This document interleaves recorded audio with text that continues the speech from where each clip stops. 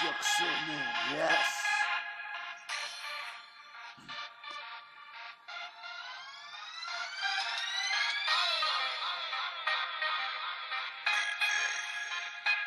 Saksone.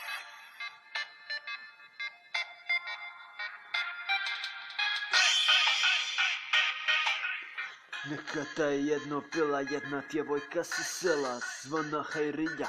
Godine su prolazile i bila je svima fina. Kada je školu završila, otišla je u grad i sada je trenutno u gradu tam.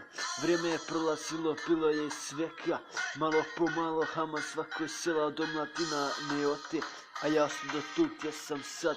Otišla je ona u Sarajevo grad i sada tamo živi sad. Za nju bi dao i Sarajevo cijelo, samo da se mogu oni prošli dan vratiti u naše sjelo. Svi su je voljeli, momci su je sa sela smarali, ali vjerujte, džaba su se kod nje zamarali.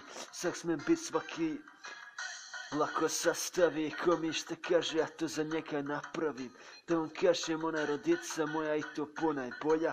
Možda me niko nije volio, ali ja sam sa njom djetinjstvo svoje proveo. Znam kako je trenutno kod nas sad, kada siđeš sa sela u grad. Svi oni vele ovo su seljaci, ali brate bolje smo nego svi iz grada ostali. I mnogo smo za vas jaki, za sve prošle dane. Sa ovim hitovima liječim svoje ove dane. Prije nas je bilo puno, sada svako ode na svoju stranu. Vjerovali ili ne, ja volim ovu svoju stranu. Hajrija, rote moj, čuvaj se u kratu, jer moraš naletjet na svakakvu bakru. Tvoja duša će uvijek biti ista i kada stanem kraj nekoga mora svako da za nas blista. Da se čuvaj, pazi, kada ja bit za tebe gasim. Čuvajte se svi momci od nje u kratu, jer ona ima dušu veoma blaku. Da se ne zaboravi bita u njoj kod mene stoji, ovo je od mene za tebe. Sak smem bit rati i bit će još svega od tebi, samo se čuvaj i pazi, pazi.